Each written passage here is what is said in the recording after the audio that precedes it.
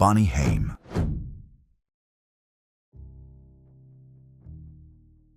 The first case on our list is one of the most extraordinary cold cases in modern Florida memory. A young Jacksonville mother who vanished in 1993. A 3-year-old son who told a Florida investigator the morning after his mother disappeared exactly what had happened. And a backyard pool that, 21 years later, would surrender the answer to a question the entire family had been asking for half a lifetime. Bonnie Lynn Pasciuto Haim was 23 years old. Per Unsolved Mysteries, she was an accountant working at her husband Michael Haim's aunt's construction supply company in Jacksonville. She was a young mother to a 3-year-old son named Aaron.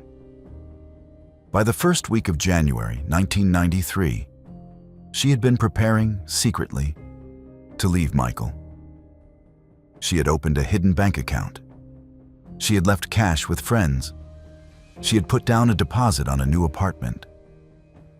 She had been trying to enroll Aaron in a new preschool. On the evening of the 6th of January 1993, Bonnie returned home from work around 7:30. At 8:30 that night, she called a friend named Evan, crying, telling her that she and Michael had argued. The next morning, the 7th of January, Bonnie was gone. Her purse was found in a dumpster behind a Red Roof Inn near the Jacksonville International Airport. Per CNN, the cash, IDs, and credit cards inside were all untouched. Her car was found in the airport parking lot. The driver's seat had been pushed back to fit someone of Michael Haim's size. There was a shoe print on the floor.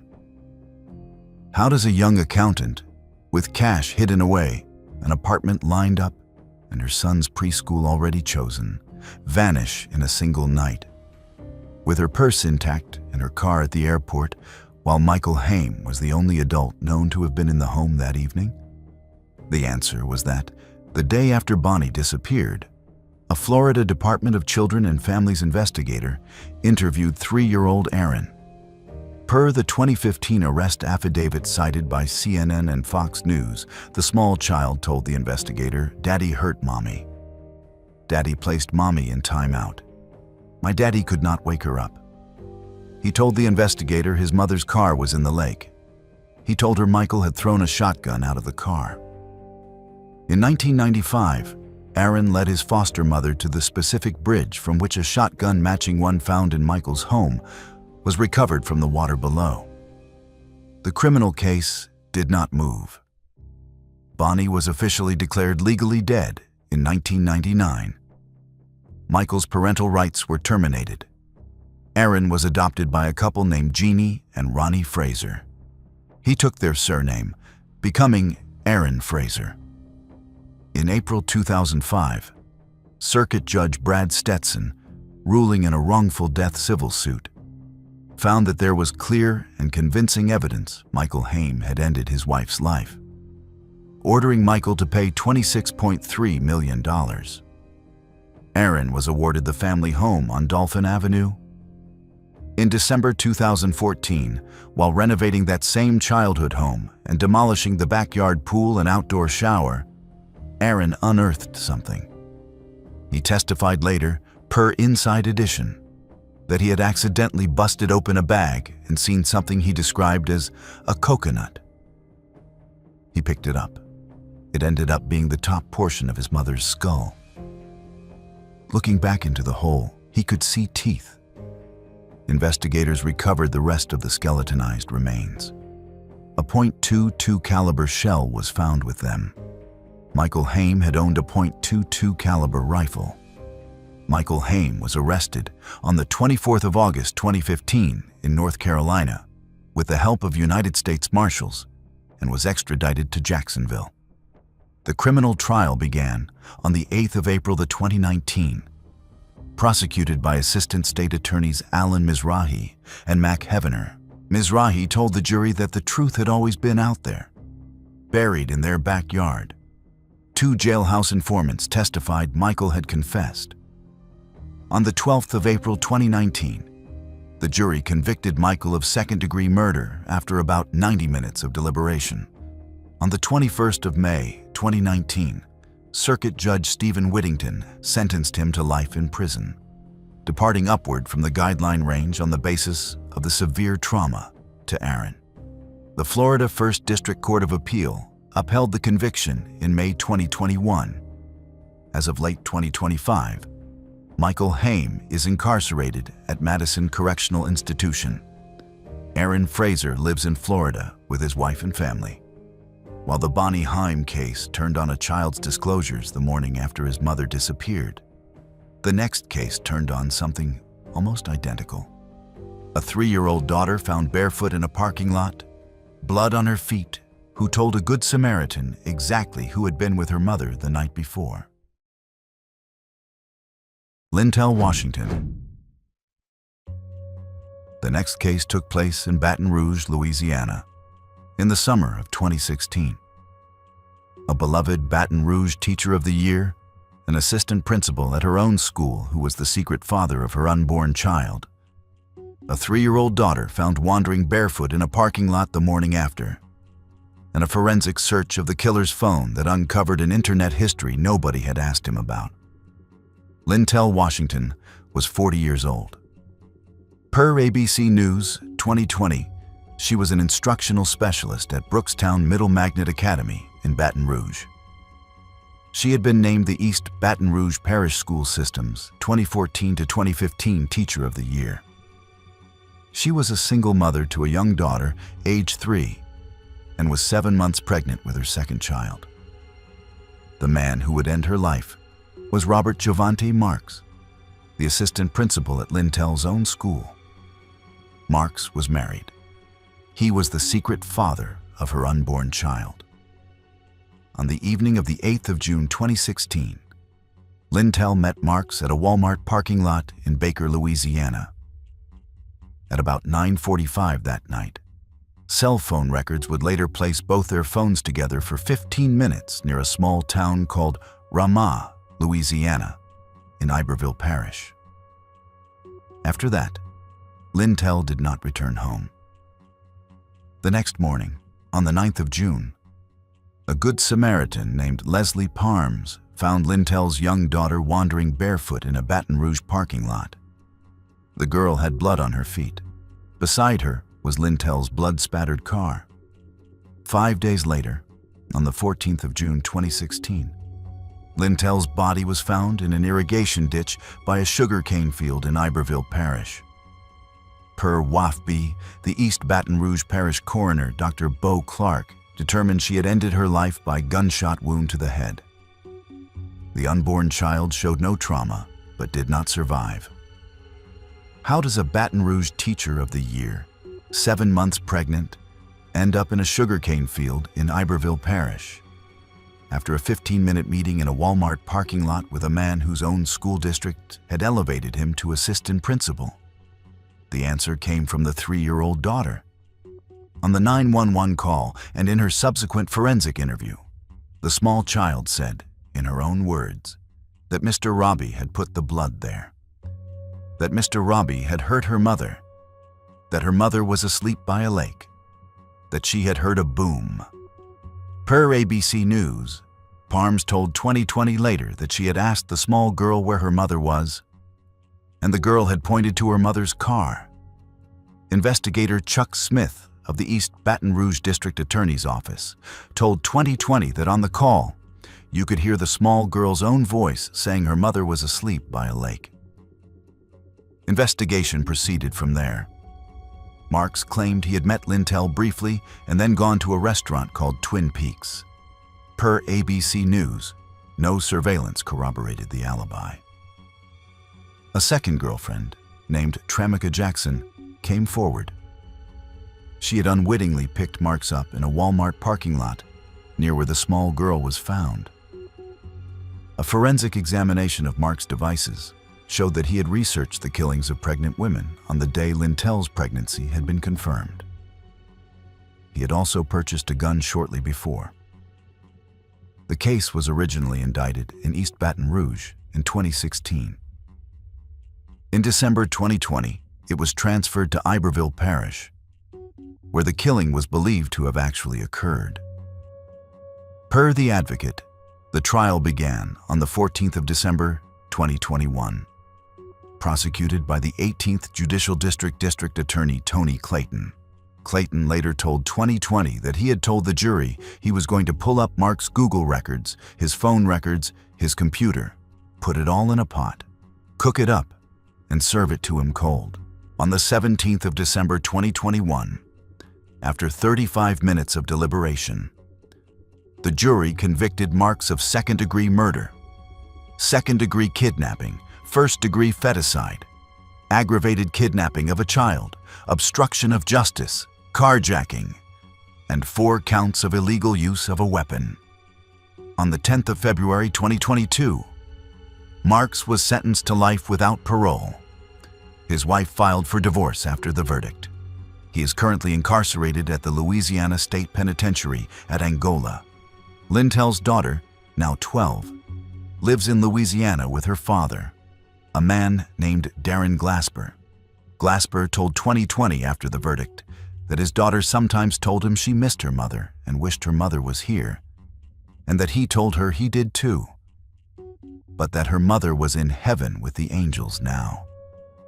While the Lintel Washington case turned on a 3-year-old's words to a stranger in a parking lot, the next case turned on the words of a 7-year-old who watched, awake, while her own mother was attacked. Kelly Clayton. The next case took place in upstate New York in the autumn of 2015. A former minor league hockey player husband, a small farm community on a road called Ginnon Road.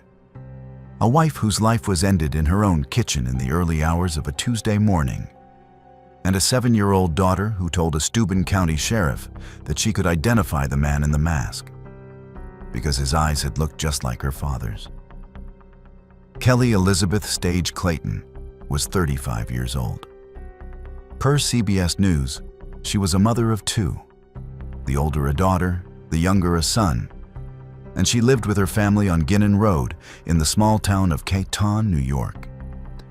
Her husband Thomas Clayton was a former minor league hockey player who had played for Niagara University in 2002 and the Elmira Jackals.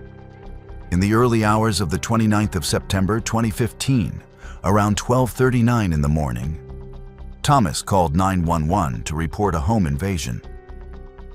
Per Pardalis and Nohavica, officers arrived to find Kelly on the kitchen floor. She had been bludgeoned. Forensic reconstruction would later determine that she had been struck with a fiberglass maul handle in her own bed, that she had fled, that she had fallen down the stairs hitting a wall, and that she had been caught and ended in the kitchen. How does a former hockey player husband call 911 in the middle of the night to report an intruder in his own home with no signs of forced entry, while his wife is on the kitchen floor and his children are upstairs? The answer was that the daughter, age 7, had been awake. She had seen the man. She would later be interviewed by the Steuben County Sheriff, Jim Allard. Per ABC News 2020, Sheriff Allard told the program that the small girl had told him that a man had been hurting her mother. Allard had asked her how she knew it was a man. She had told him because his eyes looked just like her father's. Allard called that a chilling moment. In her child advocacy interview, the daughter described the attacker hitting her mother with a pipe. While the attack was happening, she had heard her mother scream the word, "Run." The lead in this case was decisive. 2 days later, on the 1st of October 2015, a man named Michael Beard, a former employee of Thomas's whom Thomas had been evicting, confessed to a New York State investigator named Jim Vaughn. Beard told investigators that Thomas had paid him $10,000 to harm Kelly and to burn down the house for the insurance money. Beard led police to the murder weapon, the bloody clothes, and the house keys he had thrown into a creek. A lookout named Mark Blanford was also arrested. Per ABC News, Kelly's sister Kim Bourgeois told 2020 later that, had the plan succeeded, Thomas would have collected on Kelly's $1 million life insurance policy, the children's survivor benefits, and the homeowner's insurance. He would have, she said, truly benefited financially from the deaths of all of them. Investigators believe the plan was for the entire house to burn down with everyone in it. Michael Beard was convicted on the 4th of November 2016 of first and second-degree murder and sentenced to life without parole. Thomas Clayton's trial took place in February 2017 at the Steuben County Court, presided over by Judge Peter C. Bradstreet, prosecuted as a special prosecution by Chemung County District Attorney Whedon Wetmore. On the 23rd of February 2017, the jury convicted Thomas of first and second-degree murder. On the 14th of April 2017, he was sentenced to life without parole. At Thomas's sentencing, Kim Bourgeois read aloud a letter the 7-year-old had written to the court. The girl had written that she felt her father was a coward because he had asked Michael Beard to end her mother's life. Per Pardalis and Nohavica, the letter was read into the official court record. The New York Appellate Division, 4th Department, upheld Thomas's conviction in August 2019. A motion for second-tier appeal was denied. Beard's appeal upheld his first-degree murder conviction. Thomas Clayton is currently incarcerated at Sing Sing Correctional Facility in Ossining, New York. Michael Beard is at Clinton Correctional Facility in Dannemora, New York. Both Kelly's daughter and her son live in New York, with Kelly's sister Kim Bourgeois and her husband Corey Bourgeois, who were granted custody after the trial. Kim told reporters after the trial that she thanked God she had Kelly's children. Those kids, she said, were what got her up every day. While the Clayton case turned on a daughter who had watched her mother being attacked, the next case turned on a son who had heard a scream and waited 11 years to tell a Mansfield, Ohio, jury what his father had told him the next morning. While the Kelly Clayton case turned on a daughter who had watched her mother being attacked, the next case is the one that, in many ways, broke open the entire genre of children's testimony in American criminal law. A Mansfield, Ohio, doctor's wife who vanished on New Year's Eve, an 11-year-old son who had been told by his own mother to call her friends if she ever disappeared, and a basement in Erie, Pennsylvania, where the mother was eventually found beneath fresh concrete. Noreen Boyle. The next case took place in Mansfield, Ohio, in the winter of 1989.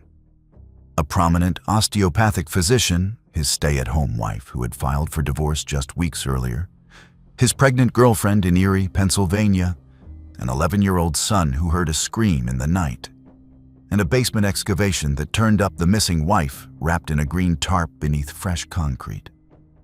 Noreen Marie Boyle, born Noreen Schmid, was 44 years old.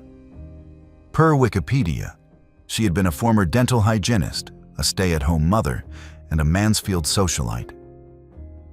She was married to Dr. John Francis Boyle Jr., known to friends and family as Jack, a prominent Mansfield osteopathic physician with a thriving practice in town. They had a son, Collier Landry Boyle, who was 11, and an adopted Taiwanese daughter named Elizabeth, who was 3.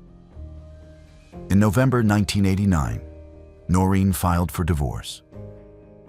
Per CNN, Dr. Boyle had been having an affair with a 26-year-old woman named Sherry Lee Campbell. Sherry was pregnant with his child. On New Year's Eve, the 31st of December 1989, in the family home in Mansfield, Collier woke to the sound of a scream in the night.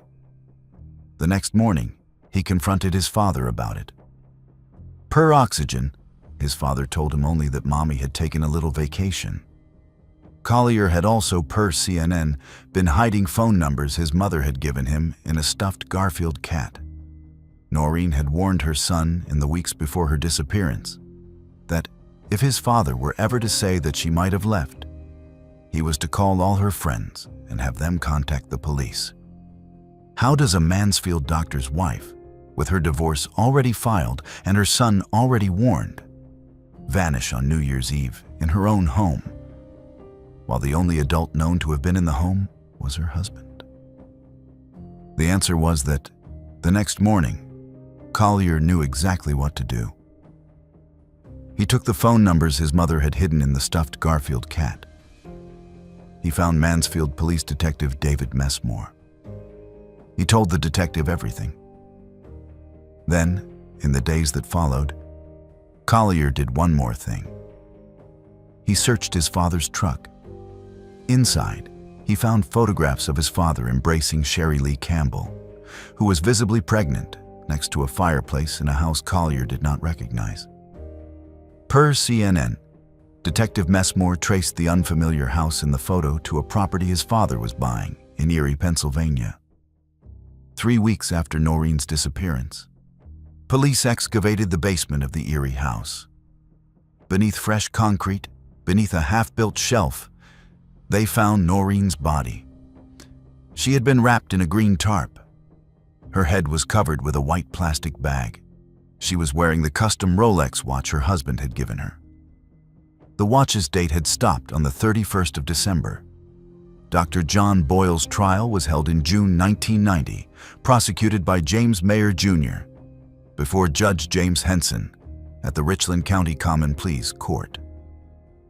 Per Wikipedia, Collier was 11 years old when he took the witness stand.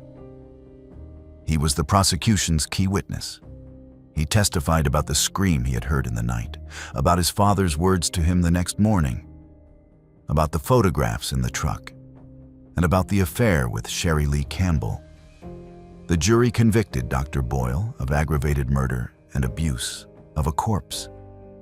He was sentenced to 20 years to life for murder, consecutive to 18 months for abuse of a corpse. Dr. Boyle was denied parole in 2010. He was denied again in December 2020 by a unanimous panel which wrote, per Richland source, that the seriousness of his crimes, marked by extreme brutality, made his release at that time an undue risk to public safety. He was denied a third time in September 2025 by a unanimous 5-member panel, which cited the unique elements of the offense and his lack of insight into the degree of victimization. His next eligibility was set for 2030. He never reached it. On the 18th of April 2026, Dr. John Boyle, 82, died at a Columbus medical facility after being taken off a ventilator. Collier confirmed the death to Richland source at 7:57 that morning. Collier Landry himself is now a working cinematographer, filmmaker, and podcaster, based in Los Angeles. He produced and starred in the 2017 documentary A Murder in Mansfield, directed by 2-time Oscar winner Barbara Koppel. He hosts the podcast Moving Past Trauma with Collier Landry. In 2025, he co-produced the Sony Music podcast Finding Mom's Killer with journalist Steve Fishman. While Collier Landry's testimony came at age 11, the next case is one of the most documented examples in American criminal history of a small child taking the stand against a parent. A 1983 roadside shooting in Springfield, Oregon. 3 young children harmed, only 2 surviving, and one of them on the witness stand the following year. The murder of Diane Downs' family. The next case took place in Springfield, Oregon, on the night of the 19th of May, 1983. A United States Postal Service worker, 3 young children, a roadside attack on a quiet country road called Old Mohawk Road, and a courtroom the following year in which one of the surviving young witnesses would take the stand against her own mother. Elizabeth Diane Downs, born Elizabeth Diane Fredrickson on the 7th of August, 1955, was 27 at the time. Per Wikipedia, she was a United States Postal Service worker. She had 3 children with her ex-husband, Steve Downs. The children were Christy Ann, Cheryl Lynn, and Stephen. known to the family as Danny. Danny had been fathered through an affair Diane had had with another man. In April 1983, Diane had moved to Springfield, Oregon, after a relationship with a married Arizona man named Robert Knickerbocker. According to court testimony summarized by Wikipedia, Knickerbocker reportedly did not want children. Around 10:30 in the evening on the 19th of May, 1983, on Old Mohawk Road near Springfield, Diane shot all 3 of her children with a .22 caliber pistol. She then shot herself in the left forearm and drove, blood-spattered, to Mackenzie Willamette Hospital. Cheryl did not survive. Christy suffered a disabling stroke. Danny was paralyzed from the waist down. Diane told investigators that a stranger with bushy hair had attacked them on the side of the road. How does a Springfield woman drive into a hospital car park, blood on her clothes, with a story about a bushy-haired stranger? While inside the car are her 3 young children, all gravely harmed, while the gun used had been one she had purchased herself in the weeks before? The answer would come, slowly and painfully, from her surviving daughter. Once Christy had regained the ability to speak, after weeks in the hospital under 24-hour guard ordered by Chief Prosecutor Fred Hughey, the small girl told investigators what had really happened on Old Mohawk Road. Per Wikipedia, she described her mother shooting all 3 of the children at the side of the road and then shooting herself. If you have made it this far and you enjoy content like this, take a second to subscribe and turn on notifications, because the cases coming up next include the Susan Powell disappearance, where the 4-year-old son told a Salt Lake County detective the morning after his mother vanished that she was where the crystals are, and the Betty Broderick case, where the murderer's own children would later sit on opposing sides of every parole hearing for the next 35 years. In June 1984, Christy took the witness stand at Diane's trial. Per Wikipedia, she was 9 years old. She sobbed on the stand. She testified that her mother had taken a gun out of the trunk of her car on Old Mohawk Road and had opened fire on all 3 of the children. The jury convicted Diane on the 17th of June 1984 on all charges. She was sentenced to life plus 50 years with a 25-year minimum. Psychiatrists who evaluated her diagnosed narcissistic, histrionic, and antisocial personality disorders. In July 1987, Diane scaled an 18-foot razor wire fence at the Oregon Women's Correctional Center in Salem. She was free for 10 days before recapture. An additional 5 years was added to her sentence. After Hughey lobbied to move her to a more secure facility, she was eventually transferred to the California Department of Corrections. In 1986, Christy and Danny were adopted by Chief Prosecutor Fred Hughey and his wife, Joanne Hughey.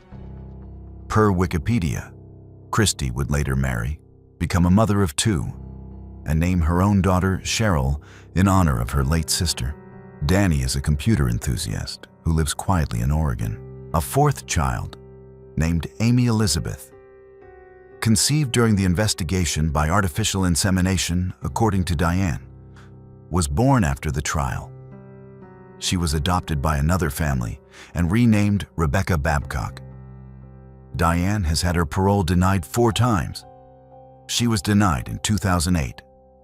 She was denied in 2010 with a 10-year extension. She was denied in 2020. As of December 2025, she has been denied a 4th time. She is now 70. The board imposed the maximum 10-year extension. Her next consideration would come when she would be 80. She is currently incarcerated at the Central California Women's Facility in Chowchilla. As of late 2025, she continues to maintain her innocence. While the Diane Downs case turned on a young witness who took the stand the year after the attack, the next case turned on a small child who told a Salt Lake County detective the morning after his mother had vanished that she was at the place where the crystals are. a clue investigators would spend years following.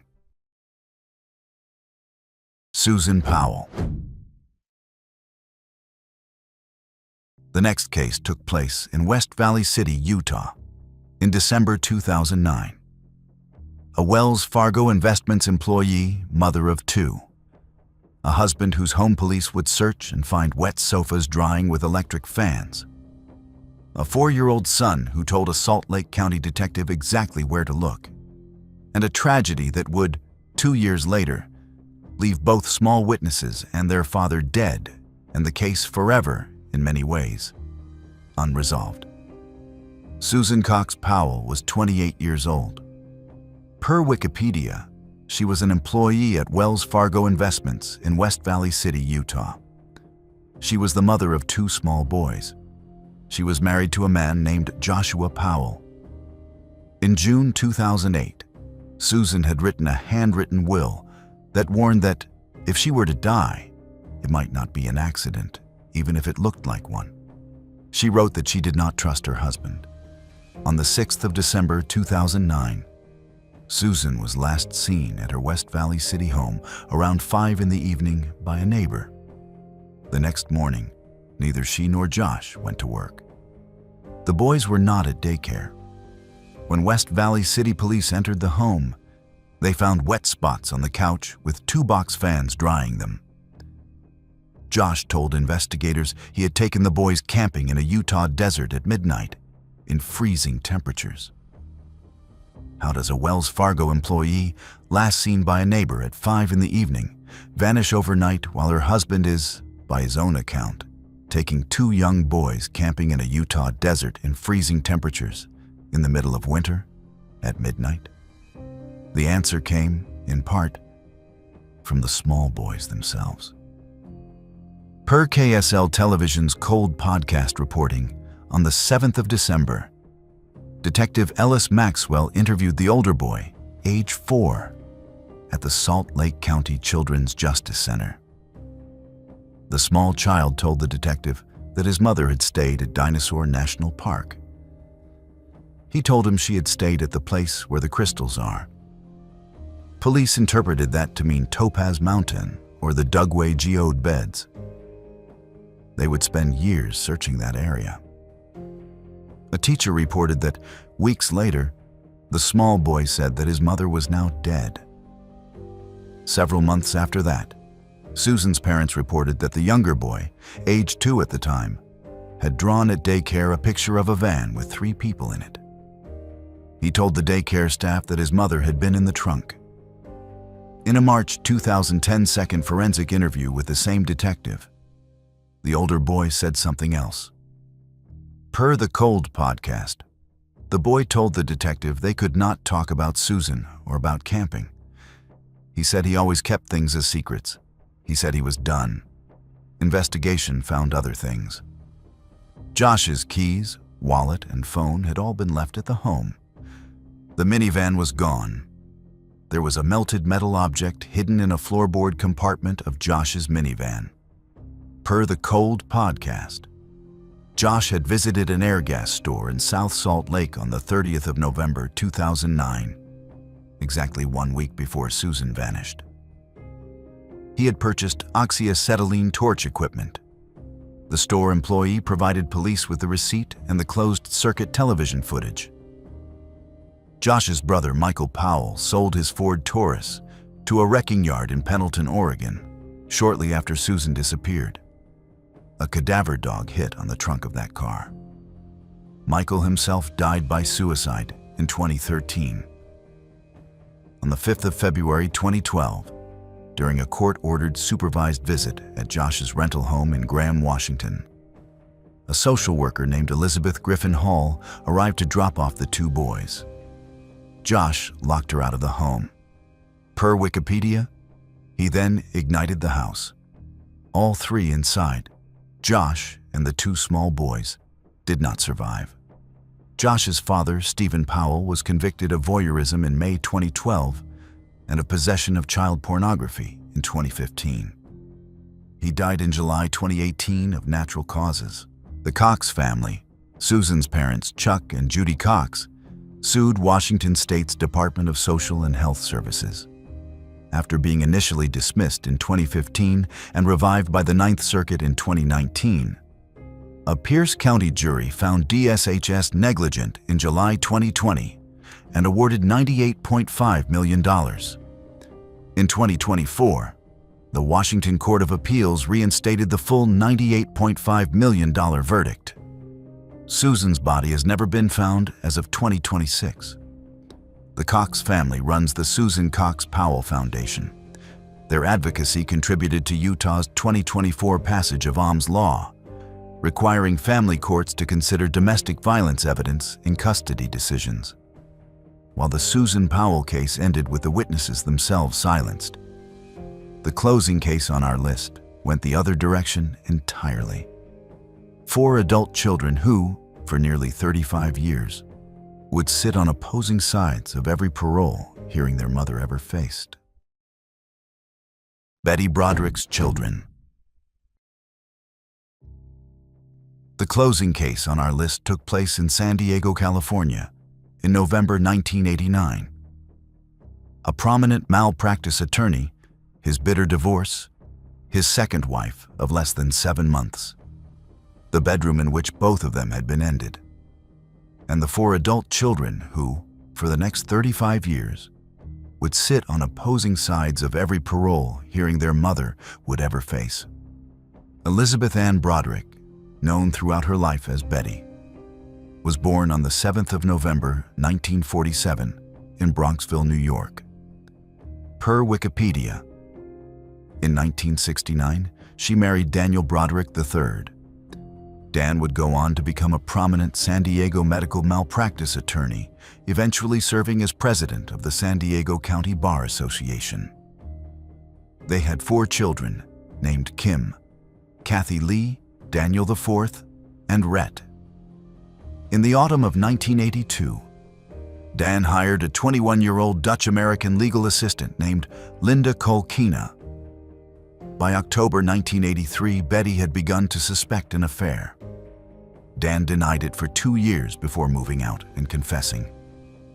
Betty filed for divorce in 1985. The divorce was finalized in 1989. Dan was awarded full custody of the children and most of the couple's assets. Dan and Linda married on the 22nd of April, 1989. Per Wikipedia. In the months that followed, Betty became increasingly destabilized. She bombarded Dan with profane voicemails. She vandalized his home. On one occasion, she drove a car through his front door while their children were inside. She was repeatedly cited for restraining order violations. On the 5th of November, 1989, around 5:30 in the morning, Betty drove to 1041 Cypress Avenue in the Marston Hills neighborhood of San Diego. She used a key she had taken from her daughter Kim. She climbed the stairs. She found Dan and Linda asleep in their bedroom. She had with her a .38 caliber Smith & Wesson revolver she had purchased 1 month before their wedding. She fired 5 shots. Dan and Linda did not survive.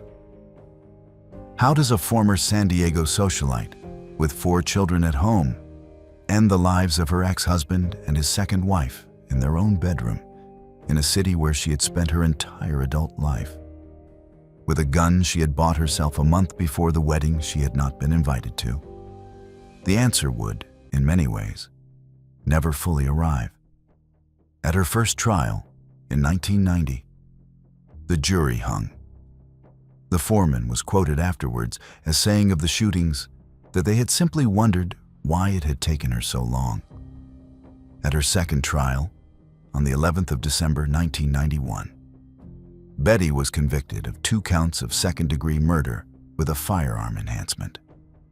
She was sentenced to 32 years to life. The 4 Broderick children testified, divided. Kim, the oldest, testified at the trials about her mother's erratic behavior. She would later report that her mother had told her she wished she had never been born. Kim would go on to write a 2014 book titled Betty Broderick, My Mom, The Kim Broderick story. Kathy Lee was excluded from her father's will and supported her mother at parole hearings. Daniel IV opposed parole.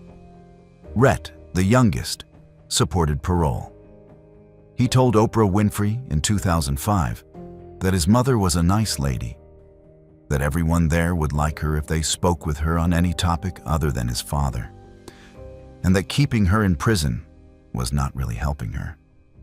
He said the only two people his mother had ever been a danger to were already dead. Betty's parole hearings were among the most contentious in California history. In January 2010, after a 5-hour hearing, she was denied. Commissioner Robert Doyle told her that her heart was still bitter, that she was still angry, that she had shown no significant progress. All 4 children were present that day. Lee told the board her mother should be able to live her later life outside prison walls. Daniel IV said that, in his heart, he knew his mother was a good person, but along the way, she had got lost. Betty herself told the board that she had only had one choice: to shoot or to be shot herself. She could not, she said, let them win. In January 2017, a 2-member panel denied her again, imposing the 15-year maximum extension. Her next eligibility was locked to 2032. She did not live to attend it. On the 8th of May 2026, Betty Broderick died at the age of 78, after a fall that had broken her ribs and triggered septic infections. According to son Daniel IV, all 4 of the Broderick children were at her bedside as she went on life support. Kim Broderick, now Kim Piggins, lives in Haley, Idaho. Kathy Lee Broderick lives in Haley as well. Daniel Broderick IV lives in San Diego with his wife and 3 daughters. Rhett Broderick lives in Haley, Idaho, where he is a high school history teacher at Wood River High School. This was all from our side today. Thanks for watching. Click here to check out another video.